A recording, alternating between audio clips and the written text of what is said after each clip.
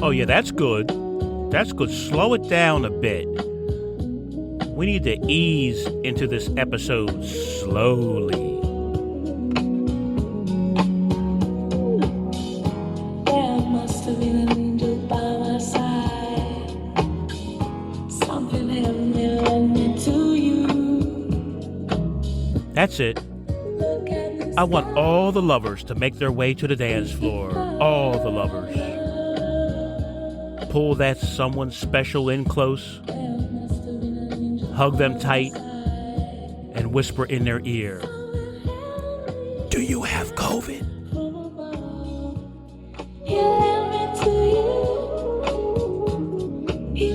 What? Are you exhibiting any of the common symptoms of the JN1 variant of coronavirus?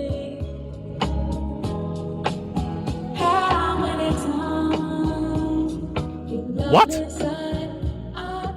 Just in case, would you mind putting on these two N95 masks and this face shield?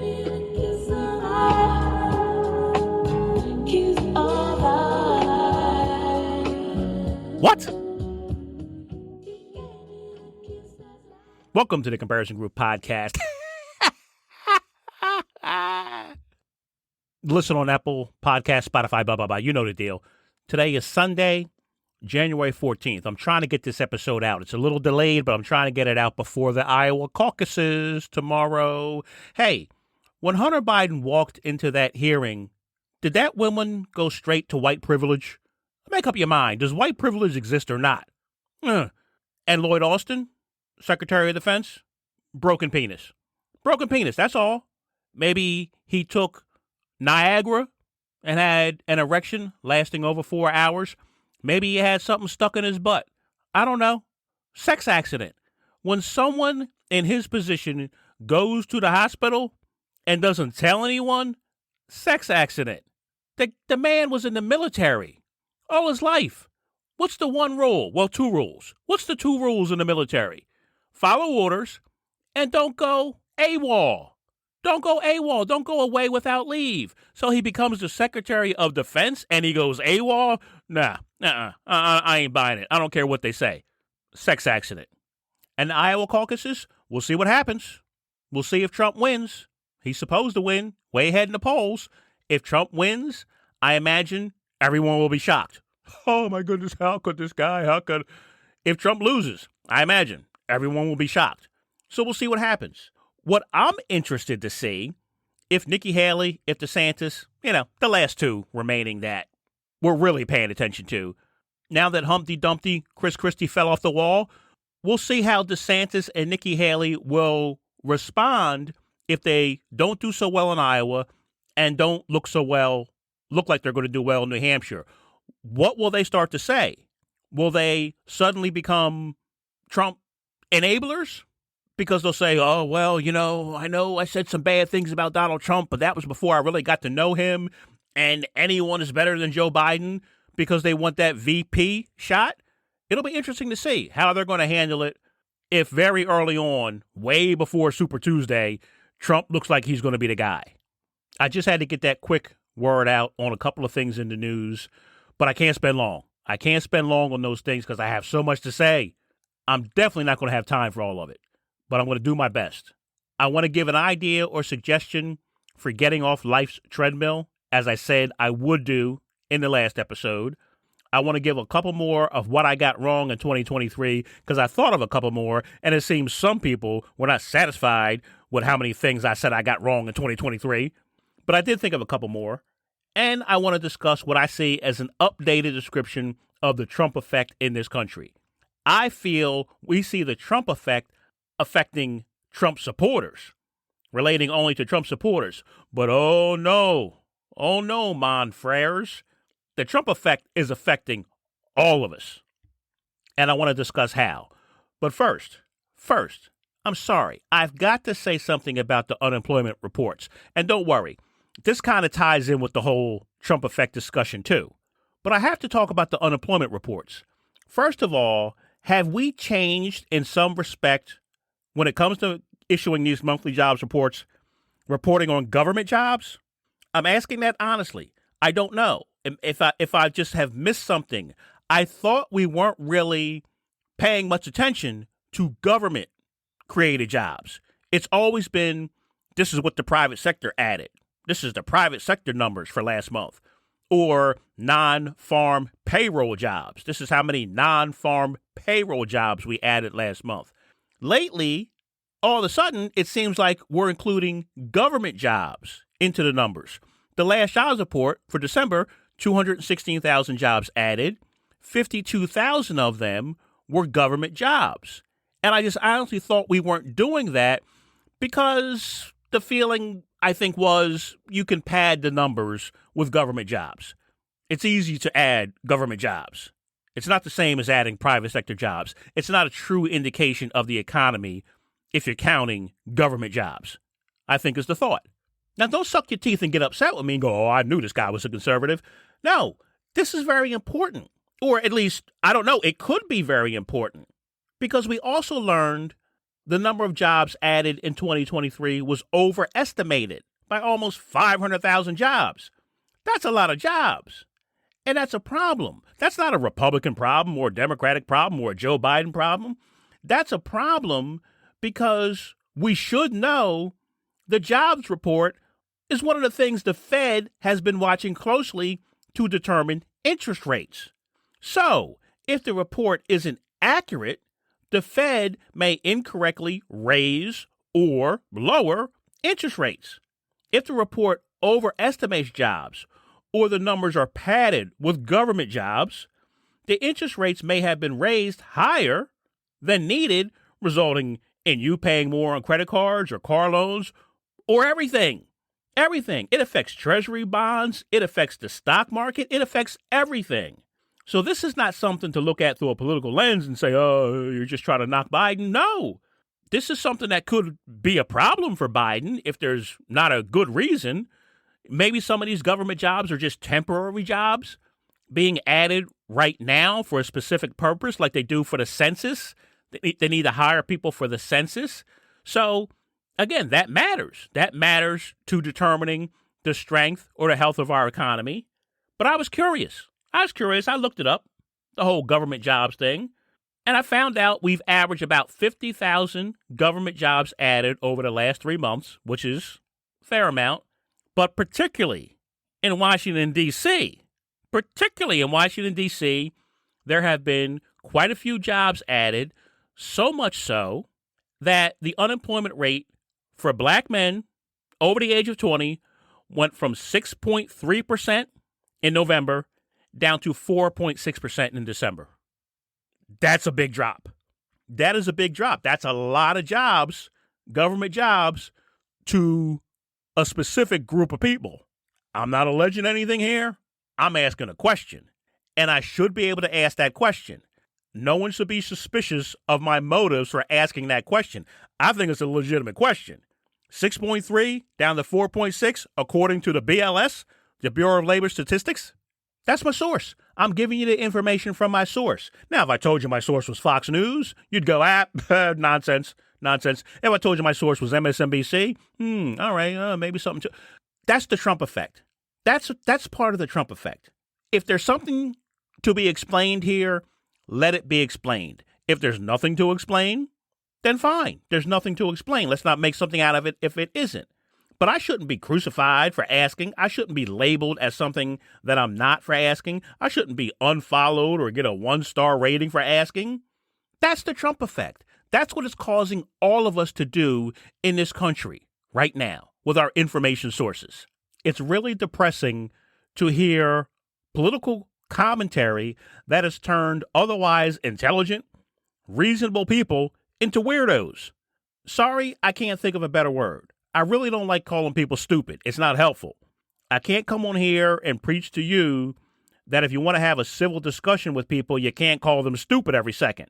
I listen to the left-leaning shows. I listen to the right-leaning shows, and every single show now. Liberals are stupid. Liberals are stupid. Trump supporters are stupid. Trump supporters are stupid. These people are idiots. These people are morons. Now, look, I'm a guy who did a podcast or did a couple podcast episodes a long time ago when I first started, entitled The Reason Liberals Are Morons and The Reason Conservatives Are Morons. 2 back-to-back episodes. And I regret it. It was stupid of me to do those, not to do the episodes, to title the episodes that way. I thought that they would be attention grabbers if I titled the episodes that way. Please don't go back and listen to them. They were not good episodes. I sounded bad. I was cracking jokes you couldn't tell were jokes. They were not good episodes. But in any case, you listen long enough to both ends of the political spectrum, and you recognize people want to hear what they want to hear. They don't want to hear what they need to hear. They want to hear what they want to hear. It's like you go to the doctor. You're 500 pounds. You have a horrible diet. You do not exercise at all. And the doctor says to you, take these pills. Take this prescription. You'll be just fine. Really? I don't have to change my diet? Nah, keep eating what you're eating. I don't have to exercise? Nah, don't worry about it. Just take these pills. They'll keep you alive. This doctor's fantastic. I love him. 5-star rating. Now you go to another doctor and he says, you're a mess. You're a mess. It's your fault. You're in the shape that you're in. You have to change your diet. You have to exercise. You got to be responsible about your health. You go, man, I don't particularly like that doctor. I like the way he talked to me. But you know he said the right things, he or she. You know they said the right things, but you didn't want to hear it. You wanted to hear what the other doctor told you. Just take these pills, and you'll be fine. You'll stay alive because it's easier. It's way easier to hear that. But we can't keep going to the easiest to hear source of information. That's the Trump effect. That's what the Trump effect is doing to all of us, not just one side or the other. No, to all of us. It may be hard to hear that maybe there's something going on with that jobs report and with those government jobs, but it's what people need to hear so that Joe Biden isn't sideswiped with it in a debate. Or, Joe, can you explain these jobs numbers? Why these numbers were so off? Why these numbers seem to be padded? Can you explain to the many, many fact checkers now who are saying you didn't add 14 million jobs, Joe? You added about 4 million jobs. The other jobs were recovered jobs. That's what the fact checkers are saying. Now, I've been saying it since Biden walked into office, but people don't want to hear it. It's easier to hear Joe go, Bidenomics, 14 million jobs added. Woo-hoo-hoo. But you know it's not true. The same way you know when you go to the doctor and he says, just take these pills, you'll just be just fine. Not your fault. You're out of shape. You know that's not true. This is the Trump effect. It's affecting all of us. I listen to somebody on conservative media telling people he's going to laugh at them if he sees them wearing a mask. Oh, no, not that. Not that. Please tell me no. You're not going to laugh at me if I wear a mask? I'd much rather put my life at risk than have you laugh at me, is what his listeners should say. But they don't. They don't. You know why? Because they want to believe that they've been right all along about masks. Masks don't work. But it's silly. It's silly. They even know that. They know when you have a transmissible disease, you should put a mask on, and the people who may be sick with it should put a mask on. They know that. They're not stupid. They're otherwise intelligent people. But under the Trump effect, otherwise intelligent, reasonable people act like weirdos. Certain people. And so they go, masks don't work. That's studies. Masks don't work. And when you press them and say, what study said masks don't work? Well, it didn't say masks don't work. It says you have to wear a particular mask. You have to wear an N95 mask.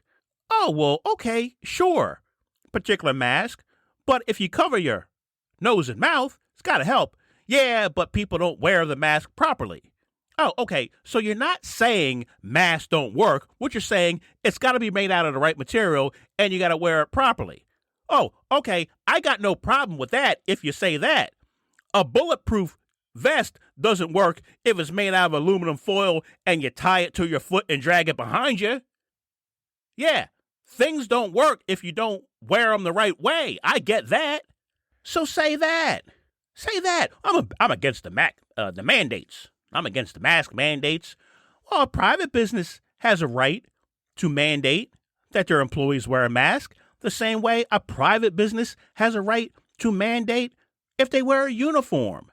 if they wear a particular T-shirt to work. It's a private business. I thought you were all about private businesses doing what private businesses have the freedom to do. And an individual has the freedom to say, I don't want to wear a mask and not take the job or not come to work. There's freedom. No infringement. Screw you. I'm going to another show. But that's the Trump effect. That's the Trump effect. You listen to other shows on the other side, it's no different. It is absolutely no different. You got people out there who are determined to make you believe Donald Trump is the worst person walking on the face of this earth, and so are the people who support them. Anyone who could possibly support this man is insane. He cannot become president. He is the worst person ever to walk the face of the earth. You gonna vote for Biden? I don't know. Not thrilled with him because of his age. Not thrilled with him. That's the Trump effect. It makes otherwise intelligent, reasonable people turn into weirdos. People, I'm not happy with Biden. I want another choice. I'm not happy with Biden. And so Joe Biden is then forced to do things that perhaps he maybe would not do under different circumstances, or say things he would not do under different circumstances, which make it tougher for him to get the support of some center-right people, of some independents, of some people who potentially would vote for him, but will decide instead not to vote because they also don't want to vote for Trump, but they say, but I can't bring myself to vote for Biden. And so they won't vote. Those are votes that Biden could get in Michigan, in Wisconsin, in Pennsylvania, in Ohio, in Indiana, states that Barack Obama won, that Obama won, voters that voted for Obama and then switched and voted for Trump. Those are voters Biden could get again. But he's got to make these certain people out here who know Trump is the worst person on the planet, but are not just going to go out and vote for Biden. Does that seem smart to you? Does it seem smart to force Joe Biden to say things, to take positions that are going to push away voters he otherwise possibly could get? Wouldn't it be smarter to say, Joe, you got my vote? If you believe Trump is who he is, Joe, you got my vote. Don't worry about me. Don't worry about pandering to me, Joe. You got me. I'm locked in. Go get some of these other people that we can get that are potential in the states where we need them. Isn't that smarter? And if people are thinking that way, they sure ain't showing it. It sure ain't showing in the polls. It certainly ain't showing in the polls amongst Hispanics, amongst black people in swing states. Either the people truly are going to vote for Donald Trump, or they're trying to send a message to Joe Biden that they're not happy. And he has to make them happy. He has to make them come out and vote. He has to inspire them to come out and vote. Donald Trump don't have to inspire nobody. Donald Trump could announce tomorrow he intends to vote for Joe Biden on Election Day, and Trump supporters would still come out and vote for Donald Trump. And that is not a knock against Trump supporters, because I honestly don't know which group makes more sense. The one that says I'm voting for this guy no matter what, or the group that says you got to earn my vote against this guy that I think is going to destroy our democracy. You got to earn my vote. I don't know. Which group is worse? Which group makes less sense? I honestly don't know. I guess you take the job, or you start the podcast, or you start the radio show, or you start the YouTube channel, and you say, this is what side I'm on. This is what side I'm on. This is what side I'm taking. 100% of the time. It's great for ratings. I see people having success. People just started. I know, holy smokes, look at this person. They just started this podcast, and they already are on the charts. So it's great for ratings, I guess, because, again, it's that doctor telling you what you want to hear, but it ain't great for the country. I don't know how one party or the other can ever take a victory lap and talk about how well they're doing if the country isn't doing well. If I tell you I don't support Donald Trump, I think it's because Donald Trump is not good for the country. It's not because I consider myself a liberal or a Democrat. It's because if I look at the choices that we're faced with, that we have to make a choice. I do not think Donald Trump is good for the country. Plain and simple. He clearly has a distorted view of what the job of being president is. If you remember, when Trump was president, we heard a phrase from a lot of people in his administration. You remember the phrase they would say a lot? I serve at the pleasure of the president. That's what they would say. I serve at the pleasure of the president. Well, sort of. You serve at the pleasure of the American people. But that's how Trump feels, I think, if he becomes president again. He clearly believes. And read between the lines, he's clearly said. He said out loud, Supreme Court justices, attorney generals, FBI directors, politicians he endorses, they owe him. He gave them the job, or he got them the job, helped them to get the job. So now they owe him. They owe him loyalty. Just ask Donald Trump, Mr. Trump, if you get elected again, who are you considering for your attorney general? Now, he went through several when he was president last time, didn't he? Went through a bunch. Wouldn't do what he wanted him to do. Finally got down to Bill Barr. Bill Barr did what he wanted him to do. And now Bill Barr's like, oh, holy smokes. So who is he going to pick as an attorney general? Will he come out and tell us, I'm going to pick somebody who's going to do what I want him to do?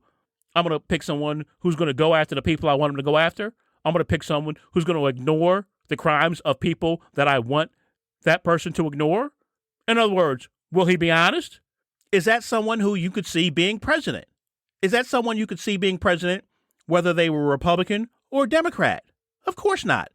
If you're intelligent and reasonable, like we used to be before the Trump effect, of course not. You cannot have a president like that.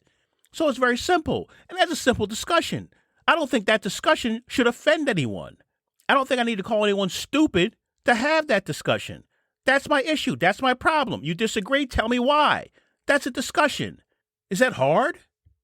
Now, I got issues with Joe Biden more than I thought I would, to be perfectly honest with you. And if you said to me, well, Biden is just as corrupt, they're all the same, I would say, well, first of all, did you call Trump corrupt? And then I would say, I don't think Joe Biden is corrupt. I really don't. I think he's suffering from the Trump effect. I think his advisors are suffering from the Trump effect. I think people who support him are suffering from the Trump effect.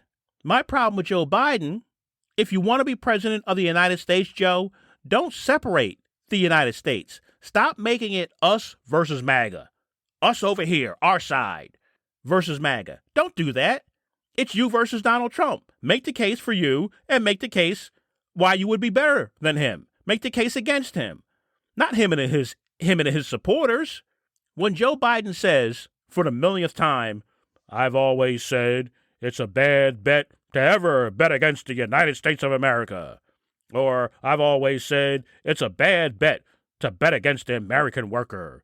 It's a bad bet to bet against America. Well, who are you talking about, Joe? Are you talking about all of America? Are you talking about all of American workers? Or are you just talking about the people who voted for you? So don't on one hand get out there and give your favorite talking point, it's never a good bet to bet against the United States of America, and then condemn half the country. Don't do that. That doesn't make sense. Doesn't help. Doesn't help us take on China, take on Russia, take on Iran, take on North Korea, help us take on the future, whatever the future is going to be. We need all the American people, not just some, not just half. We need all the American people, a united America, to take on the challenges of the future. And Joe Biden, he's going out here, he's getting into campaign mode. He's taking the tact of, okay, I'm going to talk about MAGA, I'm going to talk about our democracy and how I got to save the democracy. No, Joe. Here's what you do. I got to help them out. I got to give my recommendation. Fire all your advisors and tear up every speech they're writing for you. Tear them up. If I were advising you right now, I would say, Joe, I want you to walk out there. I want you to apologize to America. I want you to apologize to Trump supporters. What the bleep did you just say? You heard me. I want you to walk out there. I want you to apologize to everyone. You want to go after Trump and by extension, conservatives, Republicans, some independents, some center-right voters. Doesn't make any sense. Go out there and say, you know, folks, I owe you an apology because I've been so focused on how important it is to defeat Donald Trump. And yes, it is important to defeat Donald Trump.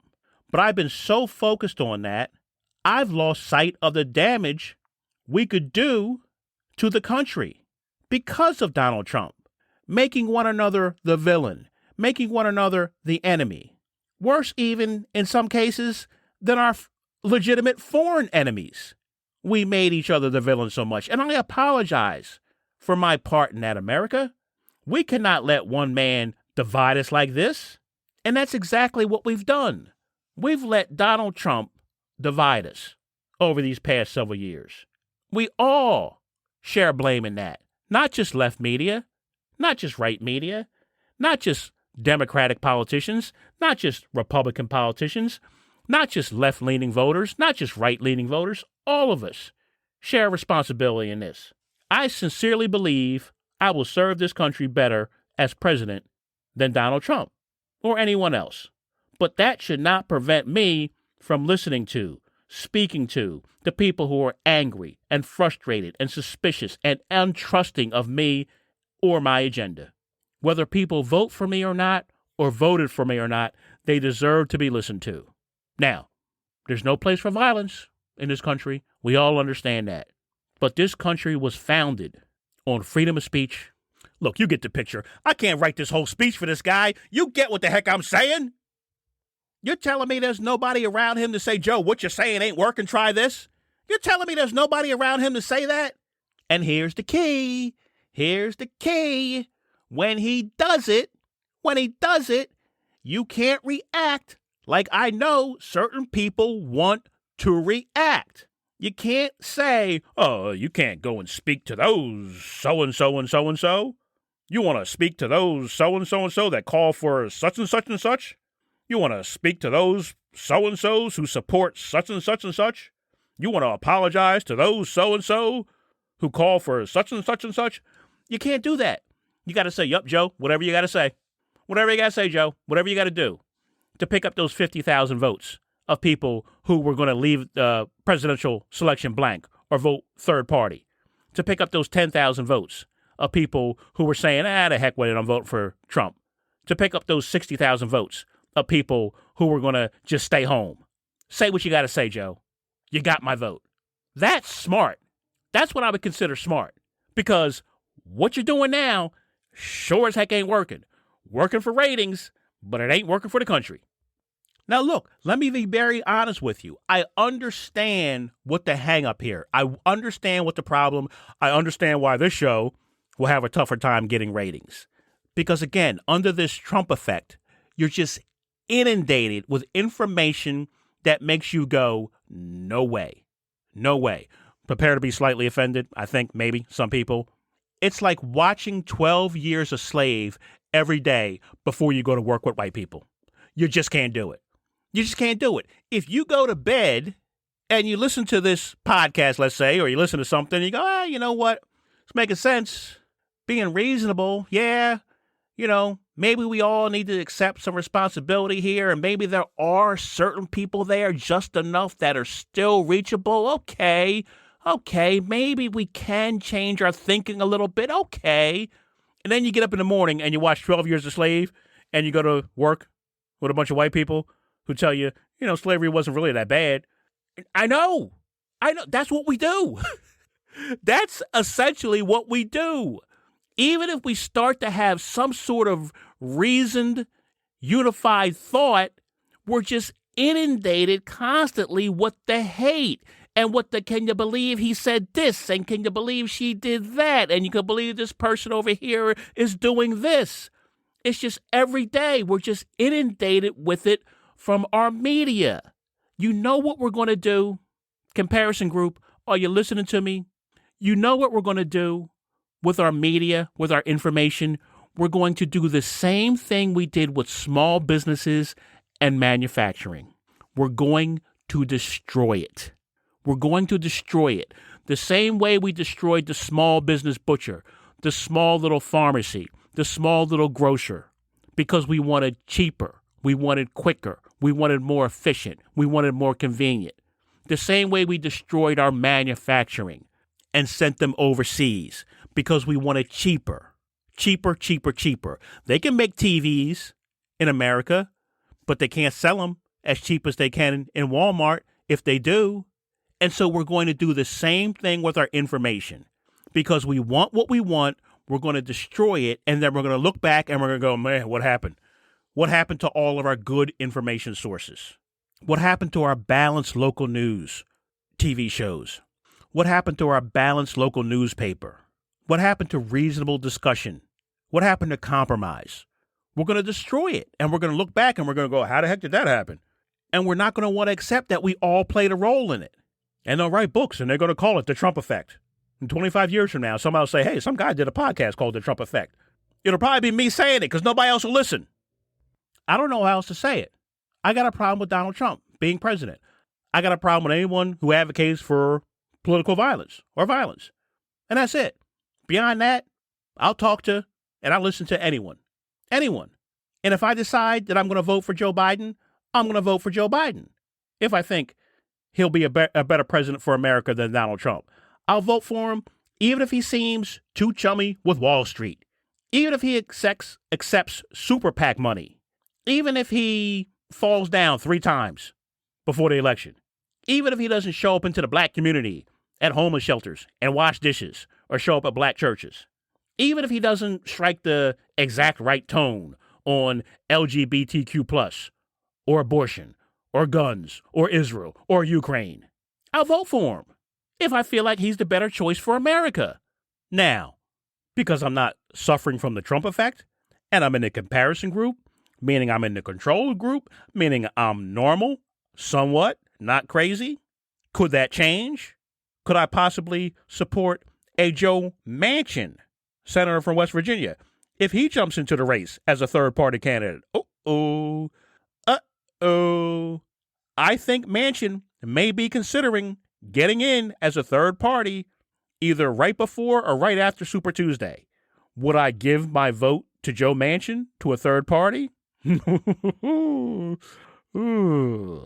If he has no chance of winning, I don't think so. If Manchin gets in as a third party, would that steal more votes from Trump or more votes from Biden? I don't know. But I think it's a possibility. I think it's a real possibility. If Democrats were smart, they would embrace it instead of what you know they're going to do.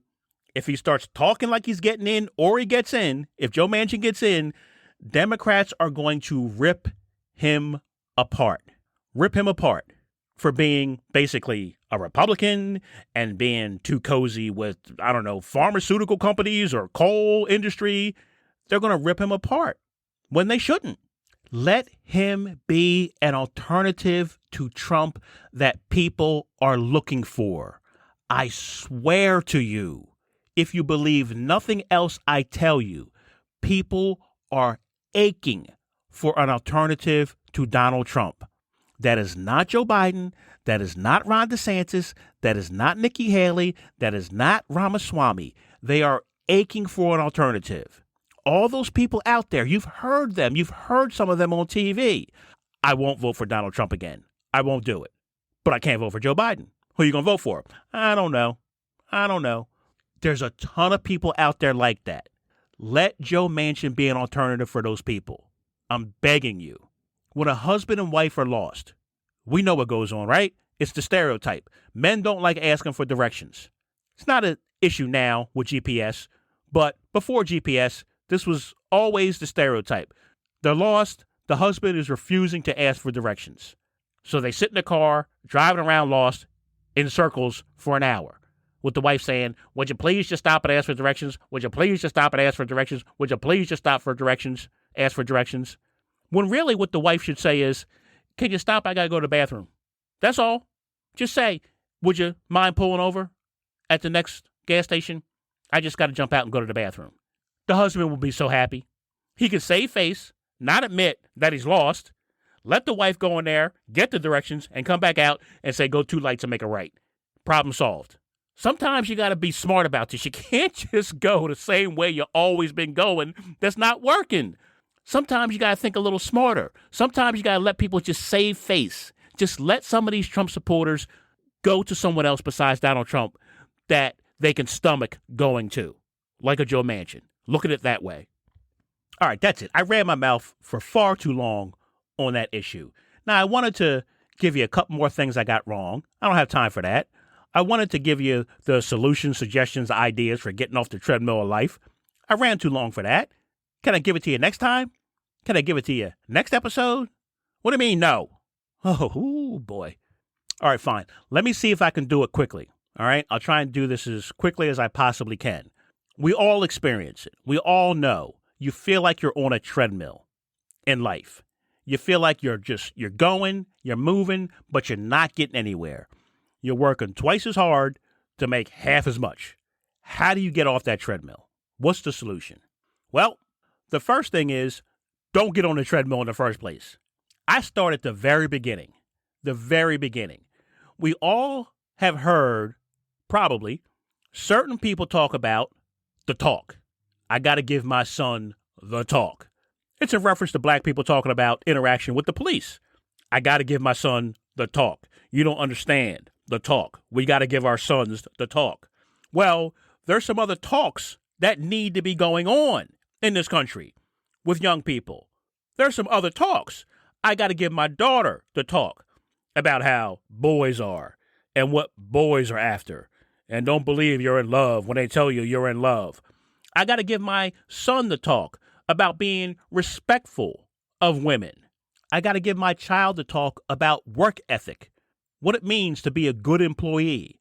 It starts from day one, from that first job, whether it's digging a hole or washing dishes. You don't start to become a good employee later. No, you become a good employee from day one, regardless of the job.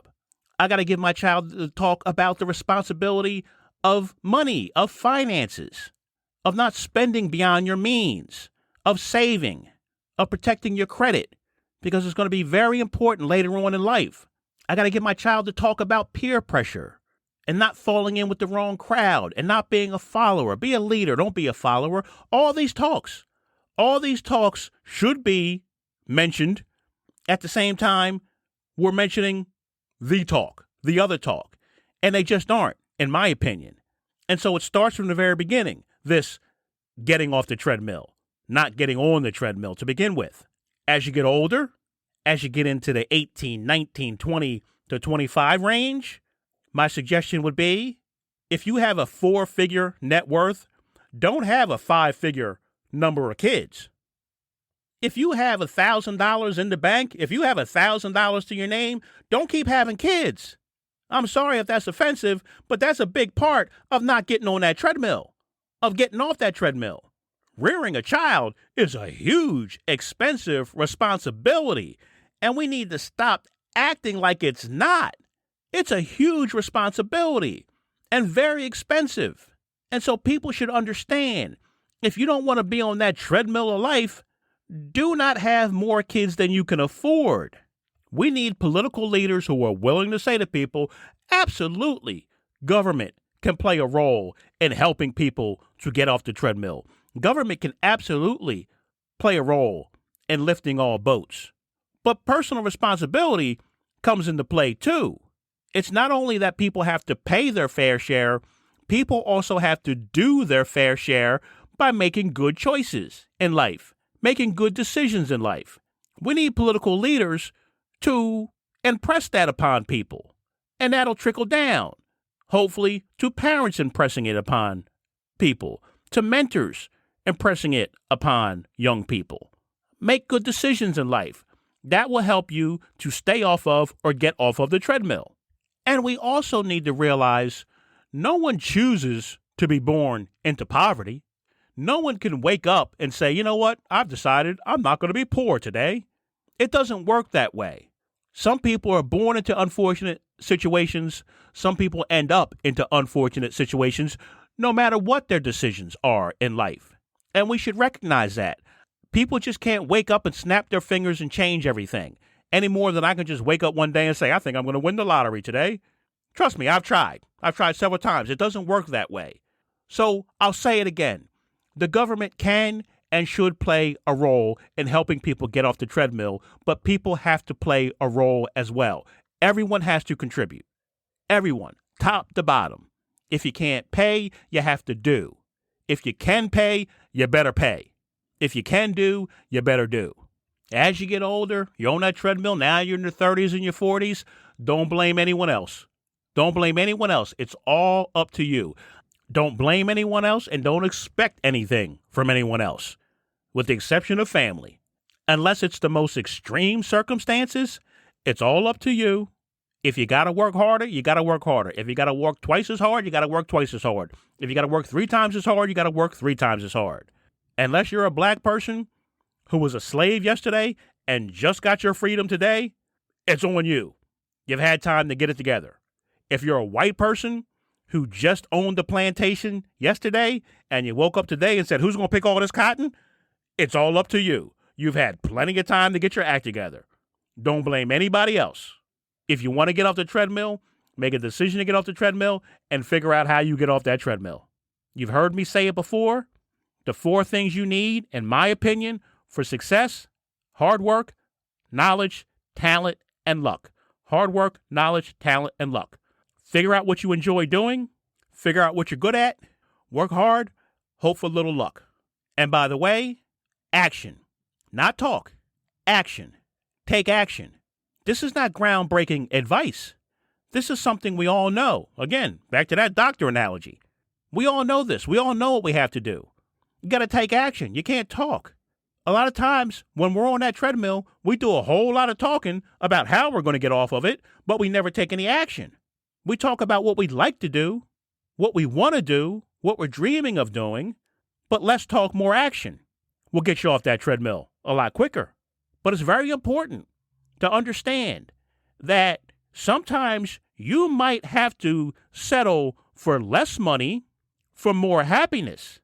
Don't take a job just because it pays a ton of money if you're not good at it, if you don't like it, if you hate going to work every day. You're going to feel like you're on a treadmill. Even if you're making a lot of money, you'll still feel like you're on a treadmill. That's the other suggestion. Don't think you got to keep up with the Joneses. That's guaranteed to put you on a treadmill. Oh, man, my cousin, he just got such a nice car, man. That's a nice car. Oh, my friend, he just bought a nice house, nice big house. I make more than both of them. I want to buy me a nice, expensive luxury car. I'm going to buy me a nice house. Maybe this is a little bit more house than I can afford, but it's nicer than theirs, and that's what I want. Guaranteed to put you on a treadmill. This is the thinking we got to change. You go to work, you're a brown noser, you come in early, you leave late, you pick up the extra shift when the boss asks you to, you'll get laughed at. You'll get laughed at, ridiculed. You won't be in the group that goes out and has fun. You drive to work, you park your beat up, run down hoopty, 10-year-old hoopty next to all the nice cars, nice new cars. You'll get laughed at. They'll laugh, look at that car, look at that piece of junk. But we know the saying. What's the saying? He who laughs last, what? Laughs best. This is not groundbreaking information. We all know this. We all know this stuff. This is how you get off the treadmill. This is my suggestion to you. Now, I know exactly what you're wondering. I know exactly what your question is. Why does this condom keep slipping off? Because you have a small penis. Be honest with yourselves. But you may also be wondering, so what comparison group guy? Are you off the treadmill? Mr. Know-It-All, have you gotten off the treadmill? Somewhat. I can say I don't feel like I have to chase anything anymore. That's part of getting off the treadmill to me. When you don't feel like you have to chase anything. You're not waking up every day stressed out about the lights getting turned off or about losing your job or losing this or losing that. You're not feeling like every day you're in a race, in a chase. You're chasing money. You're chasing the next deal. You're chasing the next sale. And bankruptcy hinges on whether or not your hot water heater will hold out for another year. I feel like I'm at least not in that position anymore. Completely off the treadmill? No, I make the mistake I say don't make. I talk, no action. I talked about doing a podcast for 2 years before I started doing one. Who knows? Who knows what success I may have had I started earlier? Had I started it during the pandemic when everyone was stuck at home and had nothing to do? Who knows? So I make the same mistake that I give the advice on. So I'm still working at getting to that point of feeling like I'm completely off the treadmill, but that doesn't mean I can't still give the advice. Last but not least, whether you're trying not to get on the treadmill, whether you're trying to get off the treadmill, surround yourself with good people. So important. So important. Surround yourself with the right people. If you have people who are holding you back, get rid of them. If you don't have any good people to get around, be by yourself. The only people you can count on is family. Don't be around negative people. Don't be around yes men or yes women that just shove nutter butter up your butt. Nutter butter. Surround yourself with good people. Surround yourself with helpful people. People you can learn from. People that inspire you. People who will take pleasure in your success. Ooh, is that rare. Oh, is that rare to find nowadays. People who will take pleasure in your success. If you find somebody like that, oh, what a help. What a help. And it could be a friend, it could be a family member, it could be a spouse, it could be a coworker, a manager, anyone. Anyone who will take pleasure in your success, in your growth, you gotta find somebody like that. Now, again, I know exactly what you're thinking. How do you make bananas Foster? Melt butter in a skillet, stir in the sugar, rum, vanilla, and cinnamon, add bananas and the walnuts, then cook until the bananas are soft and serve over ice cream. It's very simple. But you also may be wondering, are you that guy? Will you take pleasure in my success? I keep telling you, I take pleasure in the success of America. If you agree with that sentiment, join me on the comparison group. If not, beat it.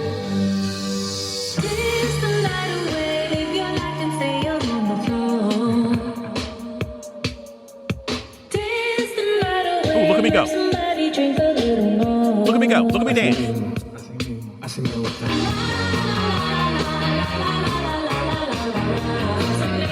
Oh, watch this move. Watch this move.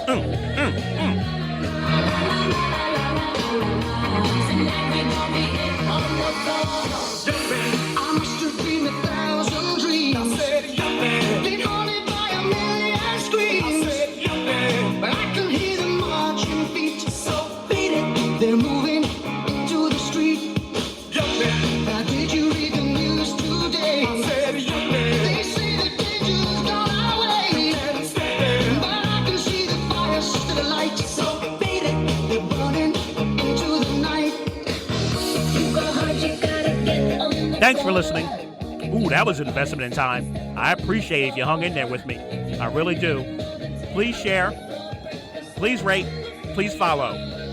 I'll see you next time. This is the world we live in. These are the hands we give.